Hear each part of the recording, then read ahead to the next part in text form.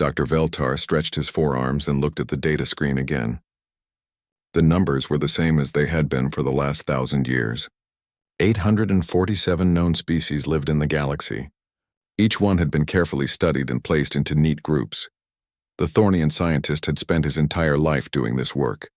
He was the head of the Galactic Coalition's Science Council, and every 1,000 years it was his job to count all the thinking beings in the galaxy. It was boring work, but someone had to do it.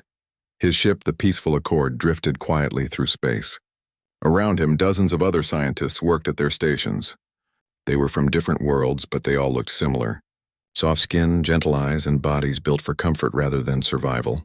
Same as always, said his assistant Quinvel. She was from the Ethereal Councils, a race of tall, thin beings who lived on a world where the weather never changed.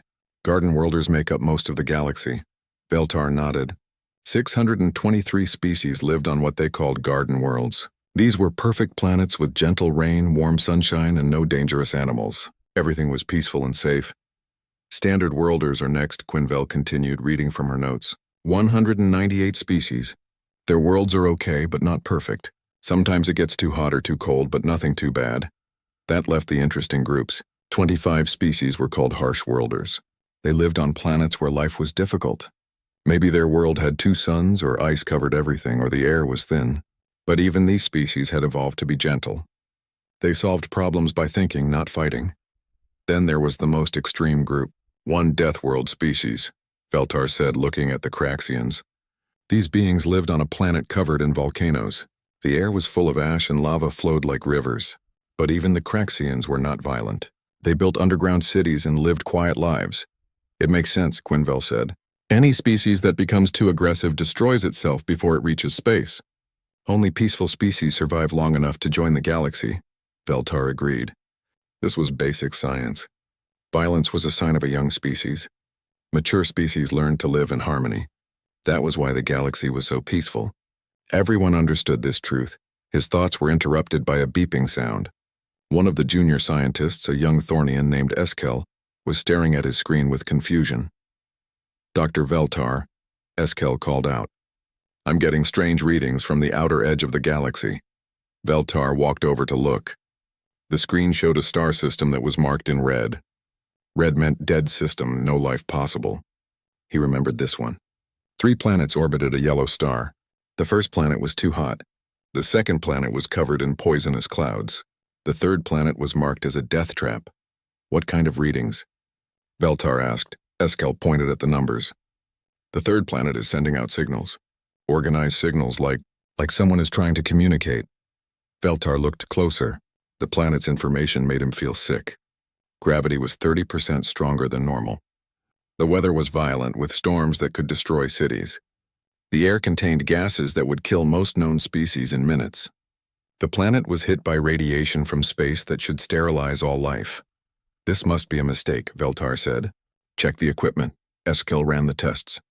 Everything was working perfectly. The signals were real. Something was alive on that nightmare world, and it was smart enough to send messages into space. Maybe it's just natural radio waves, suggested another scientist. Some planets make signals that sound organized but are really just from magnetic fields or solar activity. Veltar wanted to believe this. But the signals followed mathematical patterns. Prime numbers, Fibonacci sequences, basic physics equations. This was not nature. This was intelligence. Could a ship have crashed there? Quinvel asked. Maybe some survivors are calling for help. They checked the records. No ships had been lost in that area for thousands of years. Besides, any normal ship would have been destroyed by the planet's surface within hours. The radiation alone would kill any known species. What should we do? Eskel asked. Veltar thought about it. Coalition rules were clear. Unknown species had to be investigated. But this planet was impossible.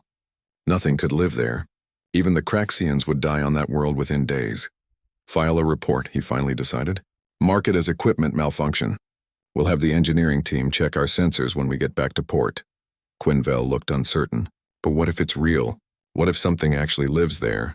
Then it would be a species unlike anything we've ever seen, Veltar replied.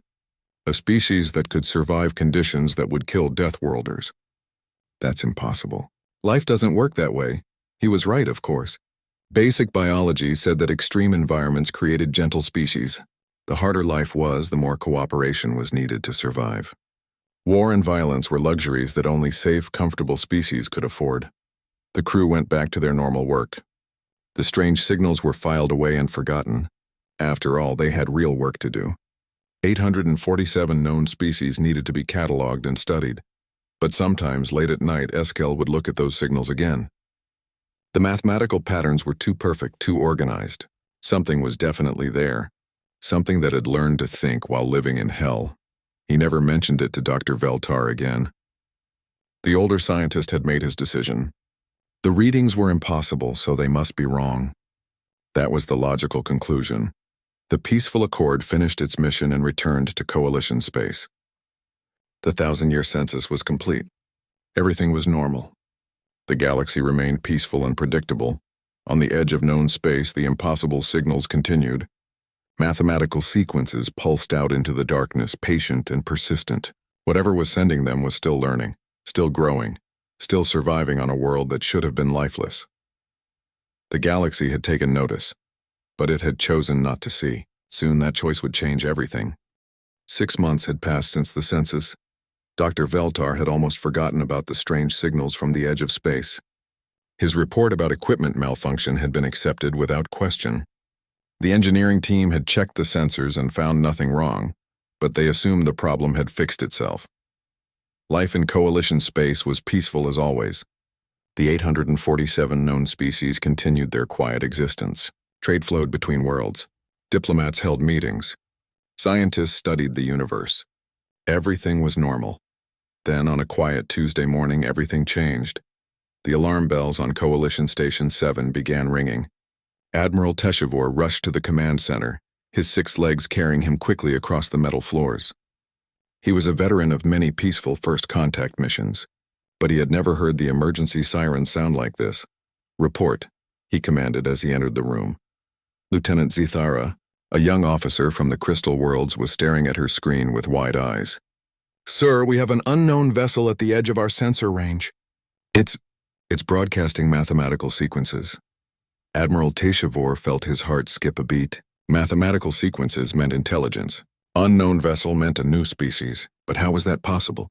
The census had just been completed. Every star system in the galaxy had been mapped. "Show me," he ordered.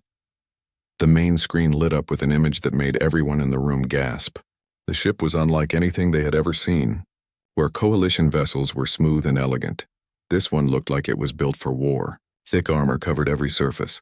The hull was scratched and dented as if it had been through many battles. "What kind of species builds ships like that?" someone whispered. Admiral Teshivor was wondering the same thing. The vessel looked like it expected to be shot at. Coalition ships were designed for comfort and efficiency. This ship was designed to survive damage that would destroy any normal vessel. "Are they hostile?" Lieutenant Zithara asked nervously. "Unknown," the Admiral replied. "Send a diplomatic signal." Standard first contact protocol. The message was transmitted in the universal mathematical language that all Coalition species understood. Within minutes, they received a response. The alien ship was requesting permission to approach. Their signals were polite but strange. The language pattern suggested a species that was used to asking permission, but also prepared to fight if permission was denied. "Grant them approach clearance," Admiral Teshivor decided, "but keep our defensive systems ready." Ambassador Quinvel arrived as the alien ship drew closer. She had handled dozens of first contact situations, and she prided herself on making new species feel welcome. But this ship made her nervous. It moved like a predator, even though its signals were peaceful. "Prepare the diplomatic bay," she ordered. "Standard atmosphere, neutral temperature, no bright lights. We want them to feel safe." The alien ship docked with surprising gentleness. For something that looked so aggressive, it moved with careful precision. The airlock systems engaged, and both sides ran their standard tests. The aliens' atmospheric requirements were strange but not impossible. High oxygen, unusual gas mixtures, and a temperature range that would be uncomfortable for most species. Finally, the moment came. The airlock opened and 2 beings stepped through. Ambassador Quinvel had to stop herself from gasping. The aliens looked almost normal at first glance. 2 arms, 2 legs, 1 head. But there was something different about them. They moved with a confidence that spoke of strength. Their eyes were alert and watchful. Most surprising of all, they were smiling. "I am Captain Minho," the first alien said in accented but understandable Coalition standard. "This is Engineer Yejin. We come in peace." The words were right, but something felt wrong. Captain Minho's smile was friendly, but his eyes never stopped moving, constantly checking for threats. Engineer Yejin stood relaxed, but her posture suggested she could move very quickly if needed. "Welcome," Ambassador Quinvel replied. "I am Quinvel of the Ethereal Councils." "We are honored to meet a new species." "Thank you," Minho said. "We have traveled far to reach your space. Our people have been watching your signals for some time." This was concerning. Watching? For how long? And from where? The census had found no unknown species with space travel capability. "Please come to our diplomatic suite," Quinvel offered. "We have prepared refreshments according to your atmospheric requirements." The aliens followed her through the station corridors. Other Coalition members stopped to stare as they passed. The humans moved differently from any known species. Their steps were confident, their heads held high. They looked like they owned whatever space they occupied. In the diplomatic suite, Quinvel offered the standard hospitality foods. Each dish was carefully prepared to be safe for most known biology types. The aliens looked at the spread with interest. "This is very kind," Yejin said. "But we cannot eat these foods. Are you allergic?" Quinvel asked with concern. "We can prepare alternatives." Minho shook his head. "Not allergic. These foods lack the minerals and compounds our bodies need. They would give us mild indigestion." "What do you mean?" Admiral Teshivor asked. He had joined them for the formal meeting. "Our bodies require trace amounts of substances that most species consider toxic," Yejin explained casually. "Our planet has taught us to process many things that others cannot." This was the first hint of how strange these beings truly were. Quinvel made careful notes. The aliens required toxic substances to remain healthy. "What kind of world created such biology? Tell us about your planet," she requested.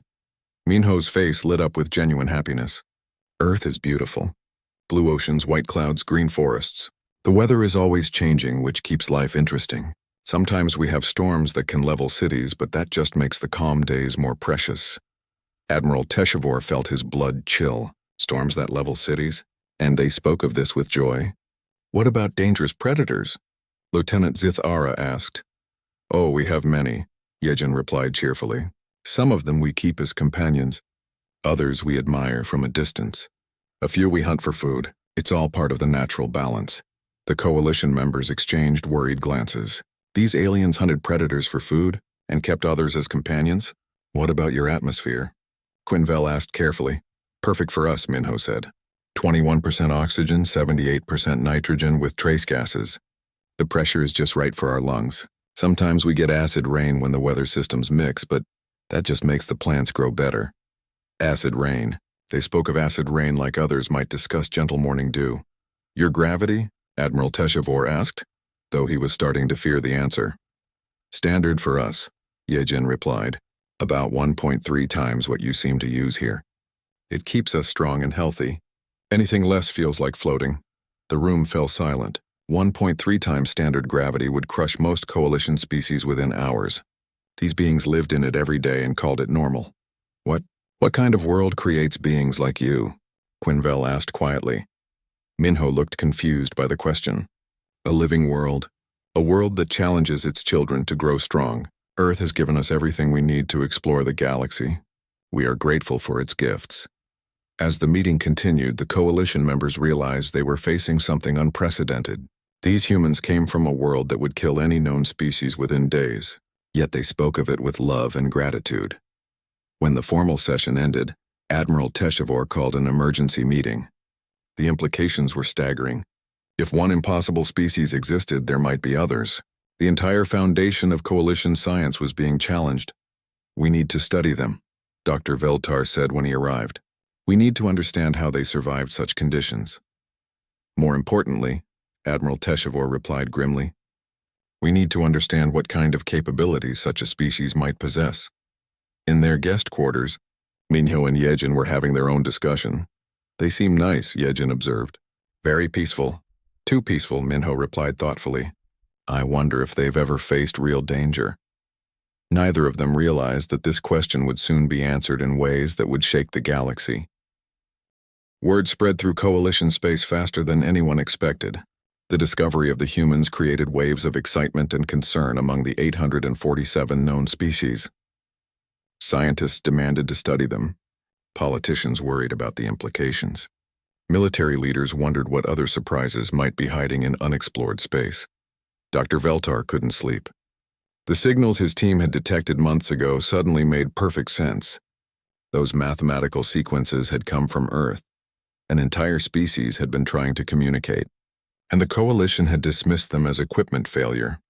"We have to go there," he told the Science Council during an emergency meeting. "We have to see this planet for ourselves."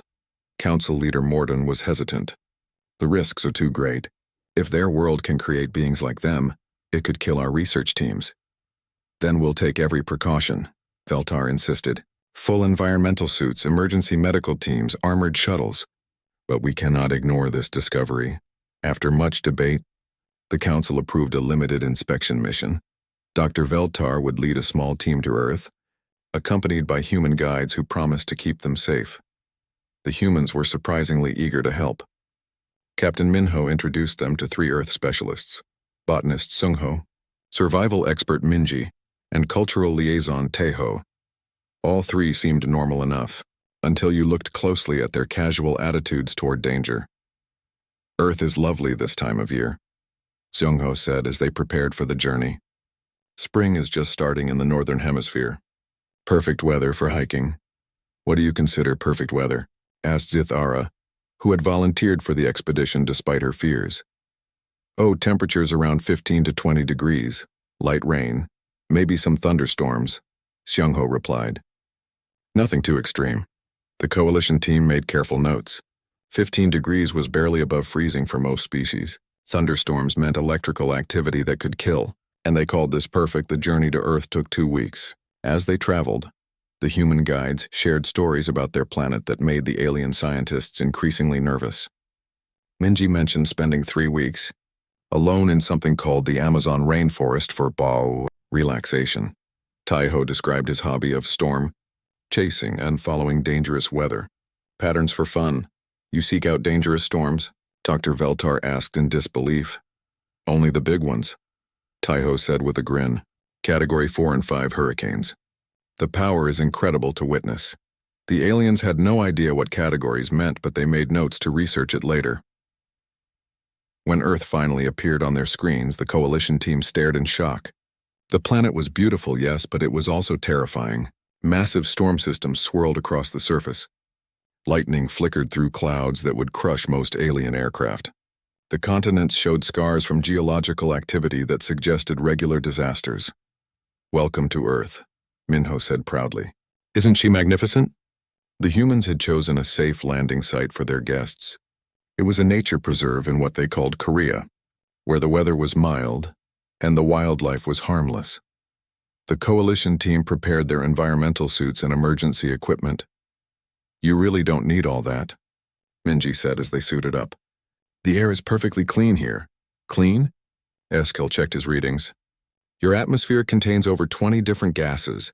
Some of these are toxic to most known life forms." "Really?" Sungho looked surprised. "Which ones?" The list was long. Oxygen levels that would burn alien lungs. Carbon dioxide concentrations that would cause brain damage. Trace gases that most species used as industrial poisons.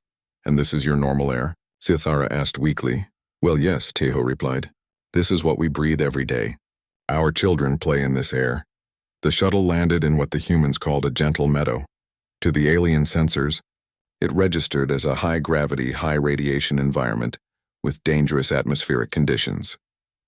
The humans stepped outside without protection and took deep breaths. "Ah, fresh mountain air," Minji sighed happily. "I love the smell of pine trees after rain." The rain she mentioned was falling as they spoke. The coalition team's chemical analyzer showed it was mildly acidic. Not enough to kill them instantly, but sufficient to cause severe burns over time. "Your rain is corrosive," Dr. Veltar said through his suit's speakers. "Is it?" Seungho held out his hand to catch some drops. "I guess that's why it makes the soil so rich. Our plants love it."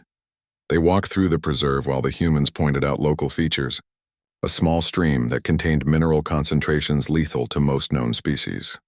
A gentle hill, with a slope that would challenge even the strongest coalition athletes in normal gravity, let alone Earth's crushing pull. Let's head up to the observation point, Taiho suggested. It's only a short hike. The short hike turned into a nightmare for the alien team. Even with powered assistance in their environmental suits, the combination of high gravity and steep terrain left them exhausted within minutes. The humans walked beside them easily, occasionally offering to slow down. "Are you feeling all right?" Minji asked with genuine concern. "You seem to be struggling. Should we rest?" How far is this observation point?" Zithara gasped. "About 3 kilometers, Seungho replied. "Don't worry, it's mostly flat from here. 3 kilometers. In normal gravity, that would be a pleasant walk. Here it felt like climbing a mountain while wearing weights." Halfway up the trail, they encountered their first Earth wildlife. A large, furry creature emerged from the trees and approached the group. The coalition team's threat assessment systems immediately classified it as a dangerous predator. Massive teeth, powerful muscles, and aggressive posture. "Oh, hello there," Minji said cheerfully to the creature. "Aren't you beautiful?" "Careful," Dr. Veltar shouted. "That's a major predator." "What, this old fellow?" Taiho reached out and scratched the creature behind its ears. "This is just a brown bear. They're mostly harmless if you don't bother them." The bear, which could have easily killed any coalition member, made a pleased rumbling sound and leaned into Taiho's scratching. "Mostly harmless?" Eskil's voice was barely a whisper. "Well, don't get between a mother and her cubs," Seungho added casually. "And don't run if you see one. They're faster than they look." The bear wandered away after a few minutes, leaving the alien team in shocked silence. The humans had just casually interacted with a creature that their computers classified as extremely dangerous. "What do you consider dangerous?" Zithara asked. "Oh, there are a few nasty things," Minji replied thoughtfully. "Venomous snakes, sharks, crocodiles, some of the big cats. And of course there are the really dangerous animals like hippos and water buffalo. Those will actually attack you for no reason." The coalition team made mental notes to never, ever encounter Earth animals that humans considered actually dangerous. At the observation point, they looked out over a valley that the humans described as peaceful countryside. The alien sensors detected seismic activity, suggesting the ground could shake violently at any moment. The weather patterns showed potential for lightning strikes that would vaporize most coalition technology. The local plant life included species that produced toxins as a normal defense mechanism. "This is one of the safer parts of the planet," Taiho explained. "We brought you here because it's a protected preserve. No industrial activity, no major weather systems, no large predators." "No large predators?" Dr. Veltar looked at his readings again. "My scanners show at least 40 species in this area that classify as apex hunters." "Really?" Seungho looked interested. "Like what?" The list included birds of prey with wingspans larger than most coalition members, carnivorous mammals with bite forces that could crush metal, and reptiles with venom complex enough to kill entire ecosystems. "Oh, those," Minji said dismissively. "We don't really count them as large predators. Most of those are smaller than we are. The really big predators live in other areas." On the way back down the mountain, they experienced their first Earth earthquake. The ground shook for nearly 30 seconds with a magnitude that sent the coalition team into emergency protocols. Their suits activated emergency stabilizers. Their medical monitors went haywire. Eskil actually fainted from the stress. The humans barely noticed. "Just a little tremor," Taiho said, steadying Zithara as she stumbled. "Maybe 5.8 or 6 on the scale. Nothing to worry about." "Nothing to worry about?" Dr. Veltar's voice cracked. "The entire mountain just moved." "Well, yes," Seungho said patiently. "Mountains do that sometimes. It's how they stay healthy." As they returned to their shuttle, the coalition team was completely overwhelmed. This safe nature preserve would be classified as uninhabitable by every known standard. Yet the humans loved it. They spoke of it as peaceful and beautiful. "What are the dangerous parts of your planet like?" Zithara asked as they prepared to leave. Minji thought about it for a moment. "Well, there are the deep oceans, the polar regions, active volcanic zones, major storm systems, dense jungles, high mountain ranges, desert regions. But people live in all those places too," Taiho added. "Humans are pretty adaptable." That night, as the coalition team recovered in their ship's medical bay, Dr. Veltar wrote his report. His hand shook as he typed, "Earth is not just a death world. It is something beyond our classification system. It is a planet that... The reports from Earth were still being studied when the first warning signals reached Coalition space. Long-range sensor stations at the galaxy's edge detected something that made no sense. Space itself seemed to be disappearing. Admiral HFY was called to an emergency meeting at Coalition Command. The war room was filled with the galaxy's greatest military minds, but their faces showed only confusion and fear. "Show me what we're dealing with," the Admiral ordered. The main display lit up with images that defied explanation. Entire star systems were simply gone. Not destroyed, gone. Where planets and stars had existed for billions of years, there was now only empty darkness. "How many systems have we lost?" asked General Kessatar of the Blade Dancers, the Coalition's most experienced warriors. 17 confirmed, replied the intelligence officer. "And the pattern is accelerating." Dr. Veltar, who had been called in as a scientific advisor, studied the data with growing horror. "This isn't destruction," he said quietly. "This is consumption. Something is eating matter itself." The first clear images of the enemy came 3 days later. They weren't living beings in any sense the galaxy understood. They were machines, but machines that behaved like a swarm of hungry insects. Each unit was the size of a small building, covered in adaptive armor that changed color and texture as needed. "Void Devourers," someone whispered, and the name stuck. The machines moved through space in clouds of millions, consuming everything they encountered. Planets, moons, asteroids, even gas clouds, all were broken down into basic matter and absorbed. The energy from this consumption powered their reproduction, creating new units that joined the swarm. "They're like locusts," Dr. Veltar observed. "But instead of crops, they eat entire worlds." The Coalition's first response was evacuation.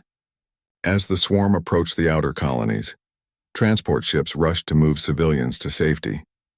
The military prepared defensive positions, confident that their advanced technology could handle any threat. They were wrong. The first battle took place at Kepler Station, a fortress world that had never been conquered. The Coalition's finest ships took positions around the planet, their energy weapons charged and ready. General Kestar commanded the defense personally. The Void Devourers arrived like a storm cloud. Millions of units moving in perfect coordination, each one adapting to the weapons fired at it. Energy beams that destroyed the first wave were absorbed harmlessly by the second. Kinetic projectiles that worked against one group were deflected by the next. "They're learning," General Kessatar reported as his forces retreated. "Every weapon we use becomes useless within minutes. Kepler Station fell in 6 hours. The planet that had stood against every enemy in galactic history was consumed completely, leaving only empty space where a world had been. Panic spread through Coalition space. If Kepler Station could fall, nowhere was safe. The evacuation orders expanded to include core worlds. Species that had lived in peace for thousands of years began preparing for extinction. The Craxians, the galaxy's only Deathworld species, were the first to attempt a coordinated defense. Their volcanic homeworld was turned into a fortress with weapons that could melt planets. But even they couldn't match the Void Devourers' adaptation speed. "We need new strategies," Admiral HFY declared during another emergency meeting. "Conventional warfare isn't working." "What about unconventional warfare?" Dr. Veltar suggested. "The machines adapt to logical patterns. What if we used completely illogical tactics?" "Like what?" General Kestar asked. Before anyone could answer, a new voice spoke from the back of the room. "Like ramming." Everyone turned to see Captain Minho standing in the doorway. Somehow, the human had gained access to Coalition Command's most secure facility. His presence should have been impossible, but there he was, looking calm and confident. "How did you get in here?" Admiral HFY demanded. "I asked nicely," Minho replied with a slight smile. "Your security guards are very polite. After I explained that we might be able to help, they escorted me here themselves." "Help?" General Kestar looked skeptical. "No offense to your species, but you have one small ship and no military experience." Minho's expression didn't change. "We have no military experience fighting in space," he corrected. "But we have extensive experience fighting impossible odds on our own planet." Dr. Veltar remembered the Earth inspection reports, the casual way humans dealt with dangers that would kill most species. "What are you proposing?" "Let us study your enemy," Minho said simply. "We've brought some of our military analysts. They might see things differently than your people do." Admiral Teshivor was about to refuse when another report came in. The Void Devourers had consumed 3 more systems. At this rate, they would reach the Coalition's core worlds within weeks. What harm could it do? Dr. Veltar asked quietly. An hour later, 3 more humans arrived at Coalition Command. Captain Jinwoo was introduced as a Defense Force officer. Dr. Hana was a military engineer. Commander Wu Jin was a strategic analyst. Like all humans, they moved with quiet confidence that suggested they were prepared for anything.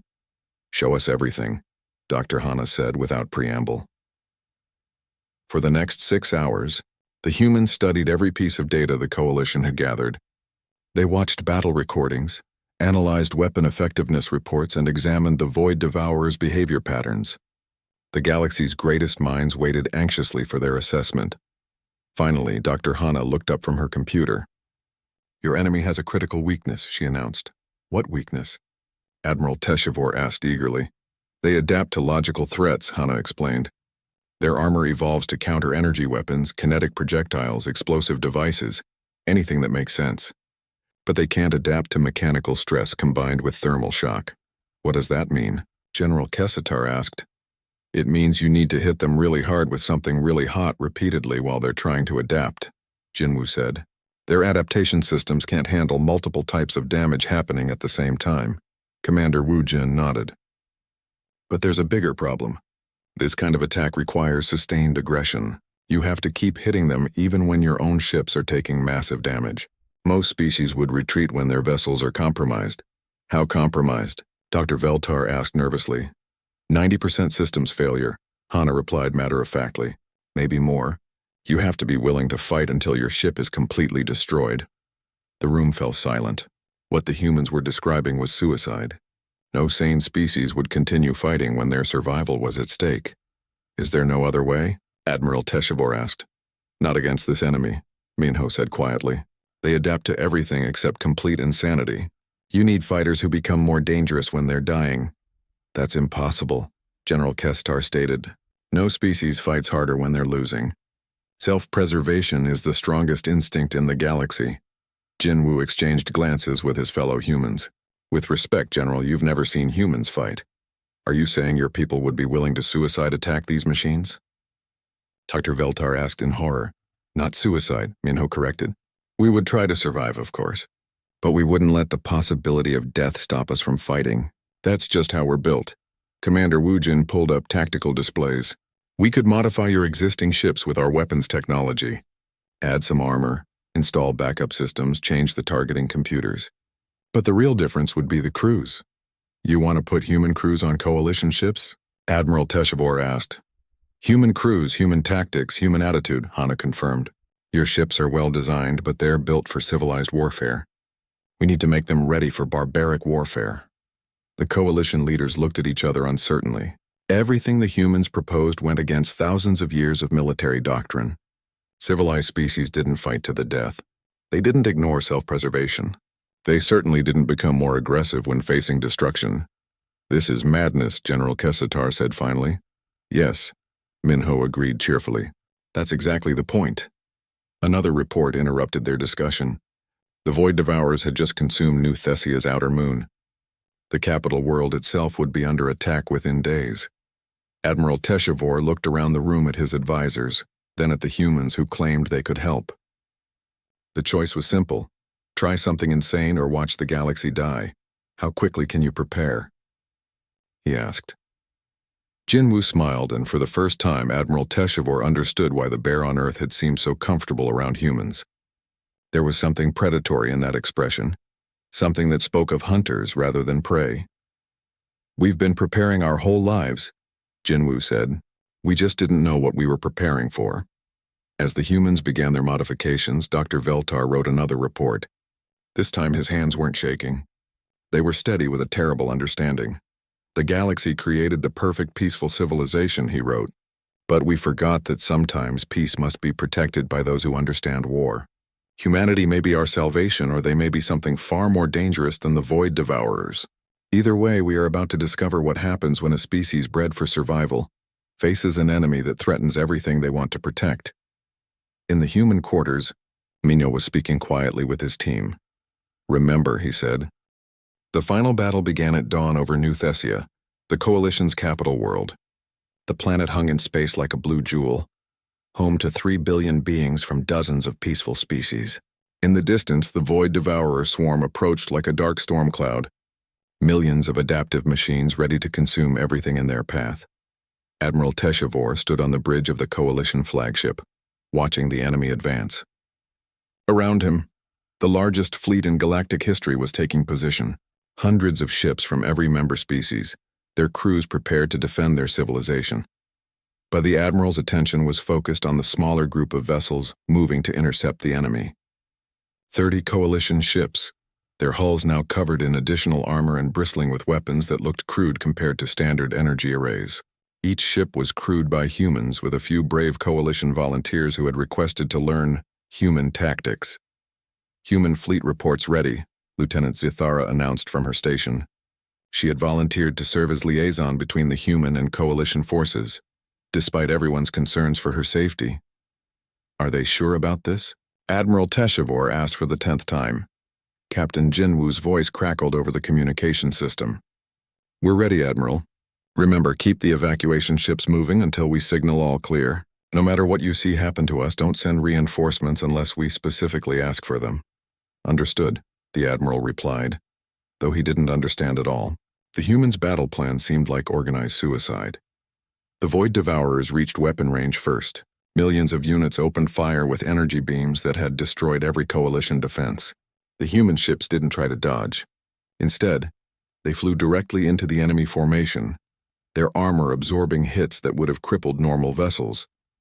What are they doing? Someone whispered on the Coalition flagship's bridge. They got their answer quickly. The human ships opened fire with weapons that sprayed metal projectiles at incredible speed. Not the precise energy beams that Coalition forces preferred, but crude ballistic weapons that threw chunks of metal with devastating force. The first wave of Void Devourers adapted quickly, their armor shifting to deflect the projectiles. But the humans didn't stop firing.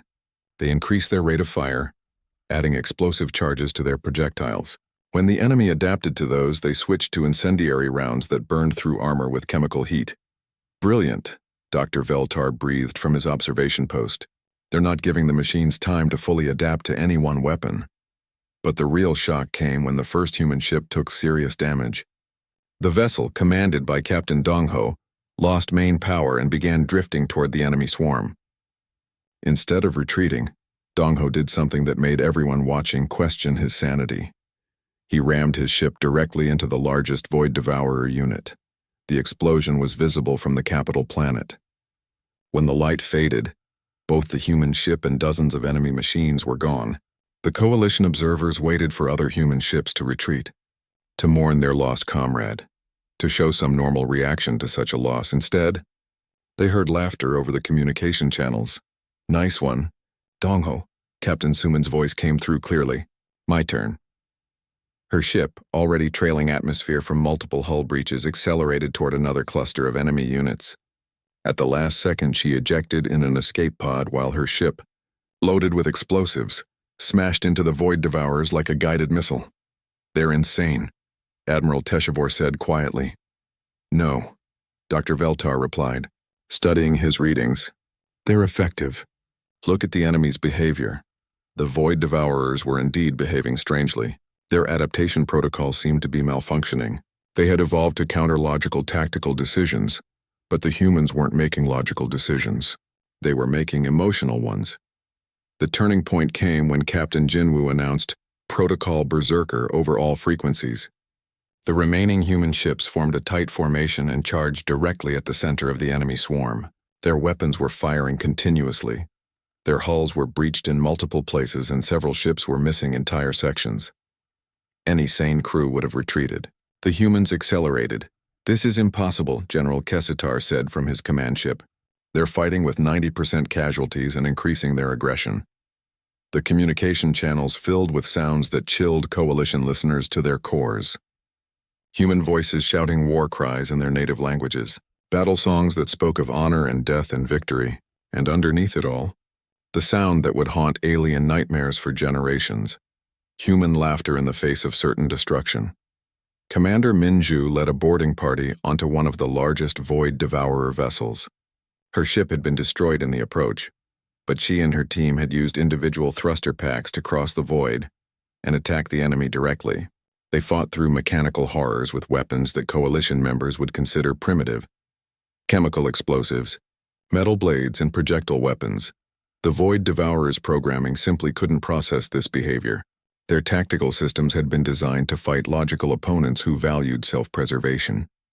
When faced with enemies who became more dangerous as they took damage, the machine's adaptation protocols began breaking down. "Their computers are overloading," Dr. Hana reported from her modified cruiser.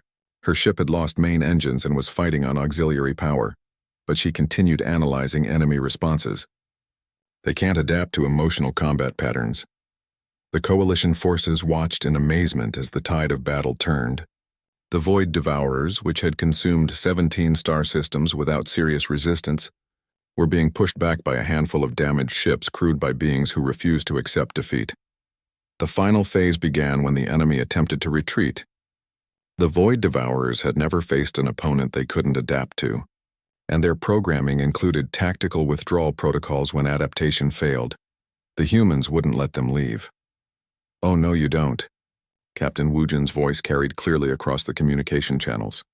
His ship was little more than an engine attached to weapons at this point, but he positioned it between the enemy and escape routes. "You came here to eat our friend's planet. That was a mistake. What followed was not a battle in any traditional sense. It was a hunt." Human ships, many of them barely functional, pursued fleeing Void Devourers across the star system. They showed no mercy, no hesitation, and no regard for their own safety. "They're not just fighting," Admiral Teshivor observed with growing awe. "They're protecting us."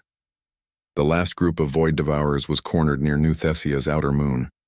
Captain Minho, his ship held together by emergency patches and sheer determination, led the final assault. His weapons were almost depleted, his crew was exhausted, and his hull was breached in 47 places. "This is for thinking you could hurt our friends," he announced calmly, and rammed his ship into the center of the enemy formation. The explosion lit up the entire star system. When the light faded, the Void Devourers were gone. All of them. The greatest threat the galaxy had ever faced had been eliminated by 30 ships crewed by beings who considered impossible odds to be acceptable battle conditions. The communication channels fell silent. Coalition forces began searching for survivors, expecting to find scattered escape pods and maybe a few damaged ships. What they found defied all expectations. 18 human vessels were still operational. Barely operational in most cases, with crews that by all logic should have been dead, but functional enough to fly home. The humans had suffered tremendous casualties, but they had achieved total victory against an enemy that had seemed unstoppable. "How?" Admiral Teshivor asked when the surviving human captains gathered for the after-action briefing. "How did you survive conditions that should have killed everyone?" Captain Minho, whose ship had somehow survived its ramming attack through luck and incredibly sturdy construction, shrugged. "We're from Earth. We're used to things trying to kill us." The formal reports took weeks to compile. Military analysts from across the galaxy studied the battle recordings, trying to understand what they had witnessed. Dr. Veldtar published a paper that would reshape galactic understanding of warfare, evolution, and survival. But the most important result was the update to the Coalition's species classification system. Garden Worlders 623 species, Standard Worlders 198 species, Harsh Worlders 25 species, Deathworlders 1 species, Craxians, Deathworlders 1 species, humans. The new category required special notation, capable of surviving conditions that would kill Deathworlders. Natural hunters evolved on a world that considers galactic-level threats to be normal hazards. Approach with extreme respect. Extremely dangerous when threatened, but fiercely protective of allies. Recommended response to human presence, immediate friendship. A separate military addendum was classified at the highest levels. Under no circumstances should any coalition member consider hostile action against humanity. Species demonstrates capability to fight effectively until 100% casualties achieved. Tactical recommendation. If humans volunteer to help with a problem, accept immediately and provide whatever support they request. 6 months after the battle, Captain Minho was offered honorary citizenship in 17 star systems and command of the Coalition's